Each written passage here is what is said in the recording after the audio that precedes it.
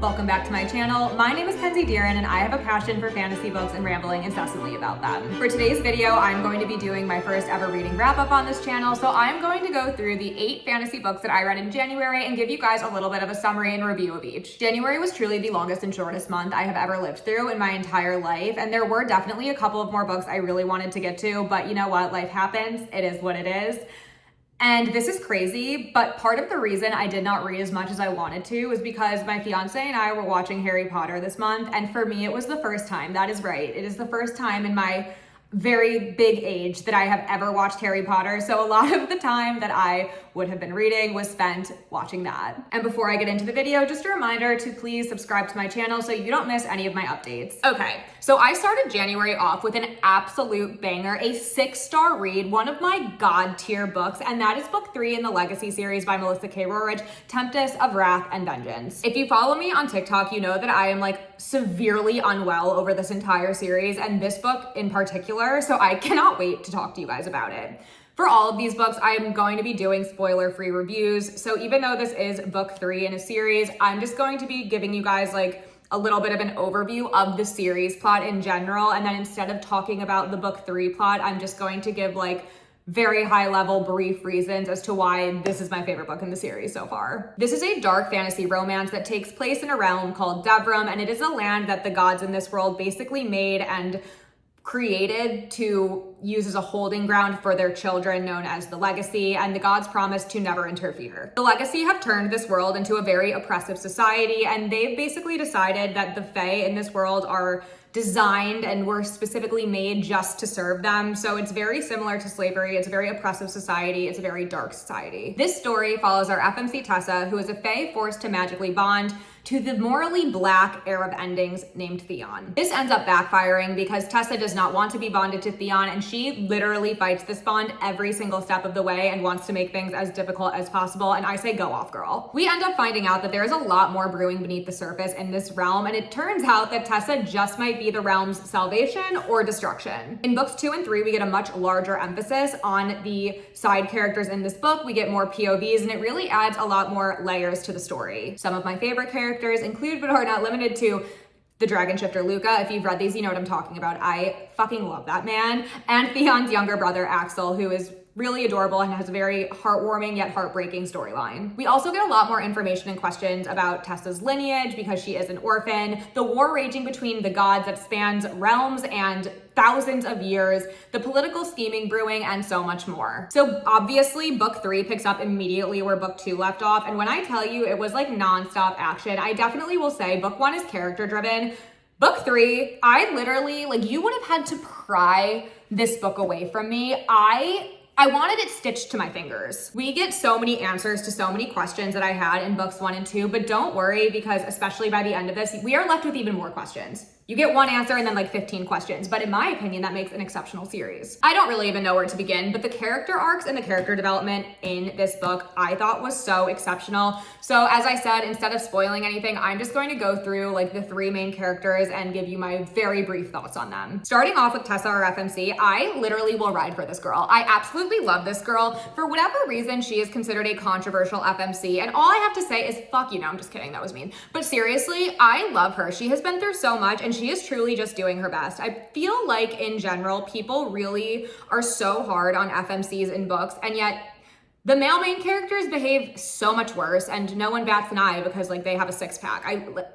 Drives me nuts. It's a conversation for another day. Anyway, I absolutely adored her revenge arc in this book. It was so exceptional. Like, I had chills the entire time, and I am so excited to see where her story goes in book 4. Now moving on to our MMCs, Theon and Luca. Starting with Luca, my absolute favorite dragon shifter. I love this man. There is nothing bad you can say about him. I'm sorry. I absolutely adore him. I love his character. I love his story. In this book, we get a lot more of his POV and a lot more page time with him, and I adored it. We get some insight and information into his family, lineage, and history, and there are some interesting crossover characters from Melissa's other series, Lady of Darkness, that come into play specifically with Luca's storyline, and it is just chef's kiss. Now moving on to Theon. Prior to this book, I thought that there was literally no redeeming him. I thought he was done. I like his character. He makes the story very interesting, but he's an awful person. Like, I thought he was like past the point of no return. The ending of this book, I like can't talk about it. I'm gonna cry. Oh my God. No, I was left hysterically crying. The person I thought that would never be redeemed did in fact redeem himself a bit. His character growth should be studied. He starts off this series so awful and ends book 3 being so selfless. I can't even talk about it. If you want to talk about it, like comment or message me or something so we can yap, but I digress. Also, the side characters in the story really add so much, and this ends on one of the most insane cliffhangers I have ever read in my entire, I literally screamed. I screamed. I was like, like couldn't believe it. Had to reread the ending because I was like, no way, this is wild. And I can't wait till book 4 in August.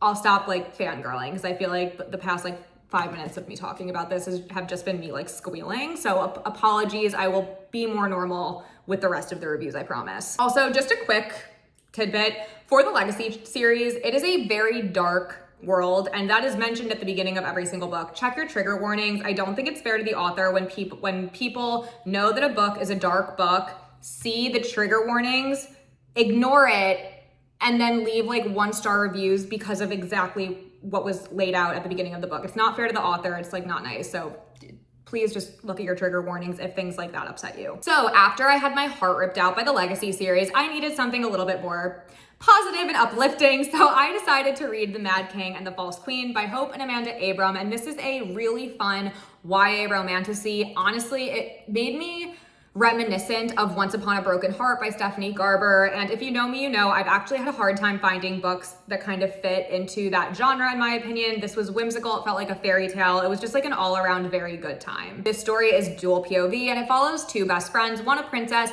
and one an assassin, and the 2 of them end up switching places when the princess is sent a proposal from the Mad King. So let me just give you guys like a very brief overview of the plot. In this land, Azurim is one of 4 kings ruled by the guardians of magic, and each guardian possesses a different type of elemental magic. On the day that she is supposed to be crowned, Princess Magdalena discovers that she actually possesses a different type of elemental magic than she is supposed to have, and that runs in her family. And this could literally question and threaten her claim to the throne, and it also makes her very confused about her lineage and history. Enter our assassin Dagmara, who's served the royal family since she was a child in order to provide a better life for her disabled brother. And since her mother's untimely death, the royal family has basically almost like Suedo adopted her and her brother as members of their family. So Dagmara and Princess Magdalena devise a plan together to essentially mask this issue going on with the elemental magic. And they think, okay, we'll, go to the ceremony where she's supposed to put on display, and then we will figure this out after the fact. But that soon becomes the least of these girls' problems. During the ceremony, 3 masked assassins break in an attempt to totally wipe out the royal family, and all that is left behind is the princess and her mother. So the king and the prince, the brother, are left dead. And if that tragedy isn't enough, in the wake of all of this, the Mad King, so one of the guardians of one of the other kingdoms, who is known for being awful, being unwell, like he's a bad person, he sends a marriage proposal over to the princess to, take advantage of this time. So the 2 girls devise a plan to switch places, and our assassin will go to the Mad King and court him and try and figure out what is going on over there. What is the real reasons for this? Like, is there any benefit to this potential alliance? See what's going on there, while the princess is going to go undercover in another kingdom, trying to search for answers about the assassins, what's going on with her elemental magic, and her lineage. Both girls end up having absolutely crazy adventures full of danger, excitement, politics, and even unexpected love. As I said, this book is a really fun time. It's a quick read because it's YA. Overall, I had a great time reading this, and I can't wait to read book 2.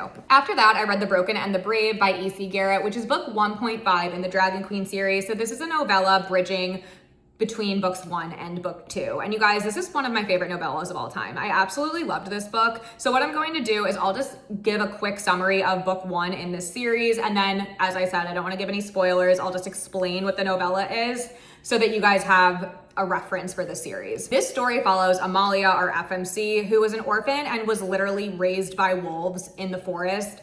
up until she met her adopted sister, Diana. The two grew up constantly moving from town to town because Amalia was trying to mask what she is, which at the beginning of the series, we were obviously not privy to that, until one day everything changes when the evil Fae guard storm into the small town that they are living in and force the two to compete in the gauntlet. Now, the gauntlet is a bloody and dangerous battle that is held in the Fae kingdom, so in the Fae palace.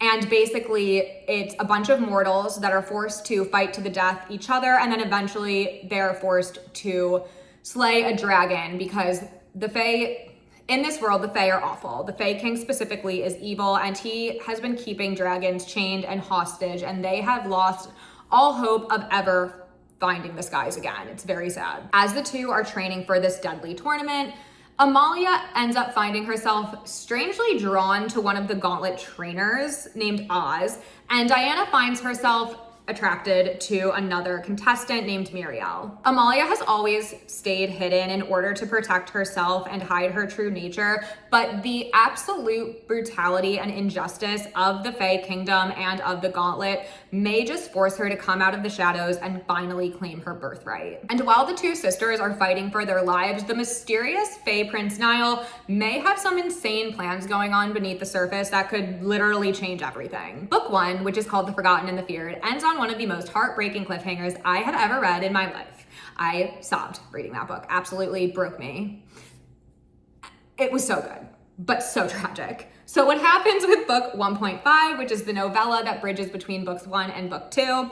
FYI, book 2 comes out March 4th, so it's a perfect time to pick up this series. I'm actually currently reading an arc of it, and I am obsessed. Now for the novella that I read in January. Technically, it is not necessary to read this in between books 1 and 2, but I highly recommend it. This gives so much context, so much more information, and POVs that we don't necessarily get in book 1. Like, I feel like this was so necessary and so helpful in starting my journey with book 2.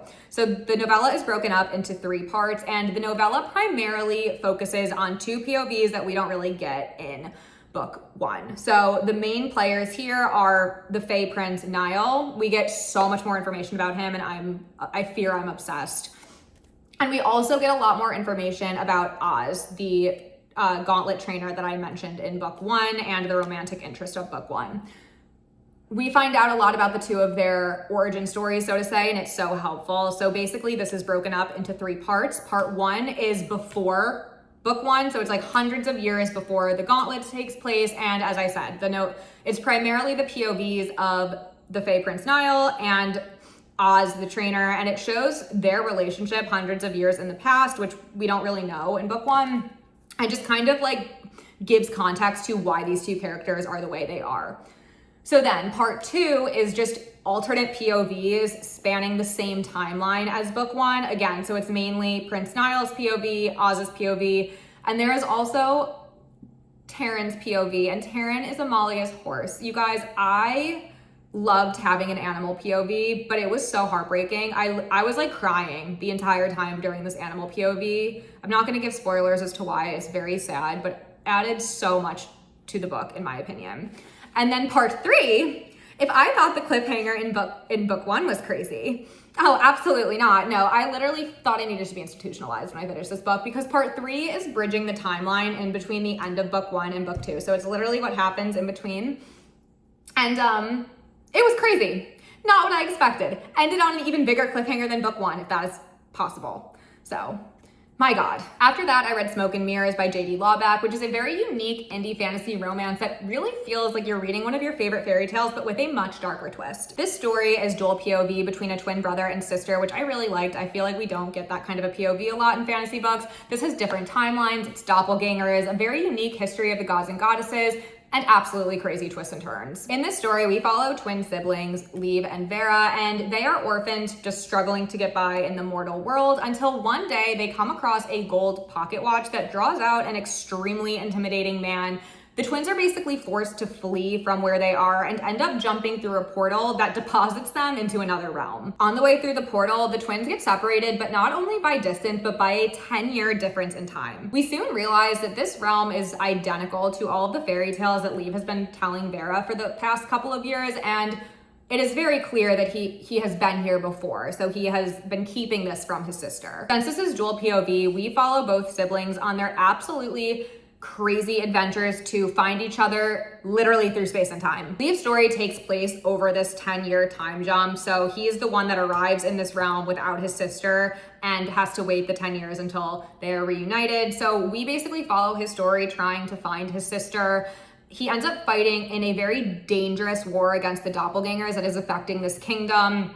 We follow his rise to power, and we also follow his forbidden and tumultuous romance with a magic wielder named Daphne, and the two of them find themselves in a very unseemly predicament, especially because magic is supposed to be outlawed. Meanwhile, when Vera finally arrives literally 10 years later, she is confused, alone, overwhelmed, doesn't know where her brother is, and doesn't realize that 10 years have passed. She almost gets tricked by a fae girl when a member of the royal guard named Arden finds her and basically saves her, and actually knows her brother and says, okay, I will take you to your brother. He's been looking for you anyway. The two of them go on a trying journey to find Leave, and when they finally get to him, that is when Vera realizes that 10 years have passed. Like, he's no longer her twin, he's her older brother. While trying to get accustomed to this crazy new life in a crazy new world that she thought was a fairy tale, Vera finds herself torn between the handsome nobleman Calic, who is also her brother's very best friend, and Arden, who Arden believes that Calix is awful and should not be trusted. Vera also discovers that many secrets are being held from her brother, and she intends to uncover all of them and then let him know about it. And the book really takes off from there. There are some absolutely crazy things in the last 150 pages of this in true fantasy fashion. This was a super unique read, super different. I love fairy tales, and I loved the fairy tale-esque play in this book. And I also love supporting indie authors. So this, the Dragon Queen series, and the Mad King and the False Queen are all written by indie authors. And if you look at my page, you'll know I really love supporting indie authors. I think their books are phenomenal, and I always make sure that I at least have a couple of them in my roster. And yeah, I just highly recommend that you guys pick up indie authors too. Guys, I began my Daeva Bad journey this month, and this is going to be one of my favorite fantasy series of all time. I have not even read book 3 yet, but I am so obsessed with this world, with this series. I'm literally left speechless. So for those that don't know, the Daeva Bad trilogy is written by S.A. Chakraborty. The first book is The City of Brass, and the second book is The Kingdom of Copper. I read both of them in January. I intend on reading book 3 this month in February. This is a Middle Eastern inspired fantasy with the most beautiful and exquisite world building and lore. There's stunning historical references, complex morally gray characters, fantastic political intrigue and tension, and just so much more. This is a multi-POV story with an ex-con artist, thief FMC, a Jinn warrior MMC, a Jinn prince MMC, and it is just so good. I will never stop singing the praises of this series. So let me just give you a brief overview of book 1, because again, no spoilers. The story follows our FMC Nahari, who is an orphan just trying to get by. So she does this because she's an extremely skilled and talented con artist and thief. So she's able to utilize her strange abilities that she has to essentially pull off all of these cons. Now, what abilities does she have, you might be asking? So she has always been able to heal others as well as heal herself. So, if she cuts herself, it's immediately healed. She can't get sick, all of these things. And she has also always been able to understand and speak every single language that she comes in contact with. Because of her healing abilities, Nahari often kind of cosplays as a religious expert. So one day she is performing one of her cons. She's pretending to exorcise a demon out of one of the girls in the village, and she accidentally ends up calling out the Ifrit, which are actually magical demons. So she unintentionally wakes them up and calls them to her. At the same time, she also accidentally wakes up and calls Dara, who is a 1400-year-old Daeva Jinn, who is grumpy, has an extremely murky past, and he unfortunately for him, comes to her rescue, and he just doesn't feel like dealing with this. Nahari's world is turned completely upside down when Dara informs her, the world that you thought doesn't quite exist. There is a world of Jinn, of magic, and not so mythical creatures. It turns out that there are 6 Jinn tribes with so much drama and so much history that I cannot even begin to start covering, and it is nowhere close to being over, let me tell you.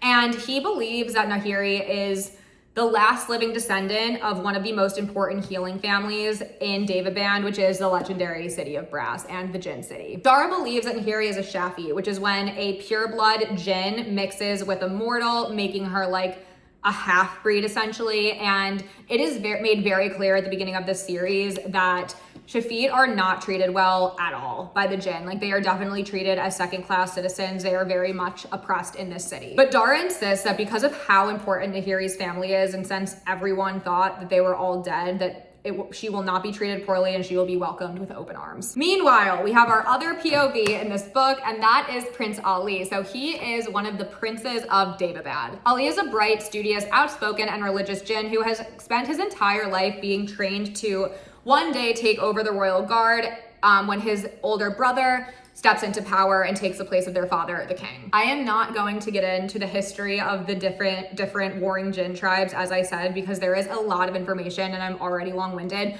But what is important for this summary is that hundreds of years ago, there was an extremely bloody war where Ali's descendants, basically the Gaziri tribe, basically started this war and took the power of Daevabad from Nahiri's family. So there's family tension. Lots of family tension between the two families. And FYI, Nahiri's tribe falls under the Deva tribe, which is also what Dara is. So ever since this war, there has been a lot of unrest between the different tribes, but obviously the biggest unrest is going to be between the Gaziri tribe and the Deva tribe. And as I also said, the Shafits are mixed into this. They have awful treatment as well from basically all the tribes. So Ali's story actually begins with extreme compassion and empathy for the Shafit people and the Shafit cause. He does not think that any citizen of Daevabad should be treated this way, should have different laws, should be treated as second-class citizens. And so we find out that he has been quietly helping fund the biggest Shafit rebel group in the city. And yes, this is a treasonous act against his father. So Ali believes that he is only providing funding for things like education, a hospital, medicine, doctors, books,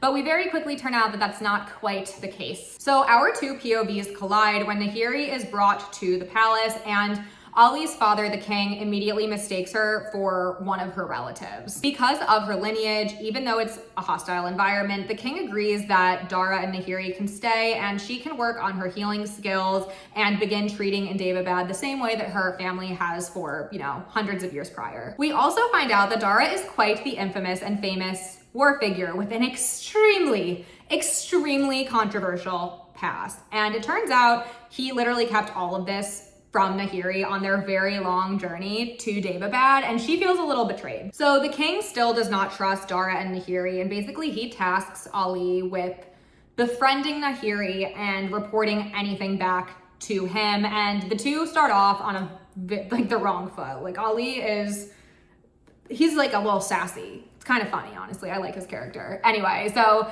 the two start off not on the best footing, but then they end up forming a real, genuine friendship. So while all of this is going on, Nahiri is trying to deal with her conflicting feelings for Dara that she doesn't quite know what to do with, these feelings of betrayal, and she's also trying to figure out where she belongs in this world. She feels like she doesn't quite fit. And while all of these characters are figuring out these very complicated dynamics, there are also undertones of a rebellion brewing in this city from the Shafits, and there's a lot of unrest among the tribes. There is so much political maneuvering. There is such deep, rich history in these books. The tribes, the magic system, literally, I've never read such an immersive world in my entire life. The characters and their development in this story are so well done. They're all morally gray, but I love all of them and understand all of their choices. Truly, S.A. Chakraborty's writing is so exceptional. I was halfway into this and I had already declared her an auto-buy author for me because her craft is so well honed. It is so excellent. You can tell that this series was a true passion project for her, and it is evident on every single page. Like, every word just it reeks of beautiful, lush world building. This is one of, as I keep saying, one of the most immersive series I've ever read. This is a series where you open the book and you truly feel like you are in Daevabad. Like, I could vividly picture every single thing going on because of how well done and stunning the world building is. Okay, so I was also lucky enough to receive an arc of A Fate Forged in Fire by Hazel McBride. Unfortunately, this does not come out till May, but I keep telling everyone to mark your calendars because this book was so good. And when I tell you the feminine rage in this, I fully felt like I was revolutionized by this book. I felt re-emboldened. This book made me want to, you know, like run around and scream for feminism. No, but seriously, it is such an exceptional book. As I said, this is a powerful story with an exceptional FMC. This is true enemies to lovers turned like kind of back to enemies. It's full of Celtic history and lore, political intrigue, religious persecution, and so much more. And there are dragons, which is always a huge plus for fantasy people. I already knew that I was going to fall in love with this story when I read the dedication. So let me just read it to you because I wrote it down. This gives a very good context for this book. Okay. For the little girls who were told to put their fires out, burn them all to the fucking ground.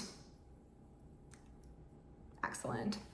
So let me get into a little overview of the plot. This story follows our FMC Amira, who's a fire wielder that has been hidden away since childhood in preparation for one day reclaiming her family's right to the throne because it was usurped by the current king. The current royal family has brought in what they call the true religion, and this is a patriarchal group. Basically, their entire message is to eradicate magic and oppress women. The true religion is a huge contradiction to the faith that all of the people in this world have been following. They have historically worshipped the goddess and revered magic. So Amira and her twin brother have been cosplaying as normal people, like working class people, while their birth father is away plotting and gathering troops to one day take back their family's claim to the throne. Once the current king passes away, and Amara believes that she will be able to take back her rightful place, things do not quite go as anticipated, and let's just say she ends up finding herself in the midst of a very dangerous political game with her enemies. But her largest problem of all may just be Prince Fiorin, and he is the son of the king that just died. He's a powerful fire wielder and a dragon rider, and he seems cruel, arrogant, and he seems very supportive of all the things that his family has done. So he is the embodiment of everything Amara hates. Like she loathes this man. A series of unfortunate events causes the pair to have to form an unwanted, uncomfortable, and frankly reluctant alliance. But as they get to know each other, or forced to know each other a bit more, some different feelings start to come out, and they realize that the corruption within this kingdom and within this palace might be so much worse than Amara ever originally thought. I don't want to give anything away, as I said, but the story truly like explodes from there. I absolutely adored the second half of this book. It's so good. Also, the enemies to lovers in this is executed perfectly. Like it felt very organic. I hate insta love. I hate like I don't hate rivals to lovers, but I'm just like whatever. This was done so well, and oh my, like the deceit, the betrayal, it's just like it's so good. I also do want to give a shout out to the FMC here. So she is gritty, strong, outspoken, all while being vulnerable at the same time, and I thought that it was a really interesting take on like the badass FMC character. I loved her character arc, and I can't wait to see where it goes in book 2. This story has a lot of very important topics that I am barely scratching the surface of, and these topics are extremely important right now with what is going on in the world. So I think reading books like this now are more important than ever. And finally, this is exciting to know, when I did in fact read Onyx Storm by Rebecca Yarros, as every other basic bitch in the world did this month. I don't really think there's much I need to say. I have a full sort of review about this up on my YouTube channel, where I'm kind of just saying like what I liked, what I didn't like, and yeah, I don't really think I need to say anything else, but I don't know. If you watch that, you'll find out my physical copy did in fact arrive over a week after I finished the book, so that was nice. Anyway, if you guys are still here, thank you for watching. I know that I love to yap, hence why YouTube channel, but make sure to like this video and subscribe so that you don't miss any of my fun fantasy updates.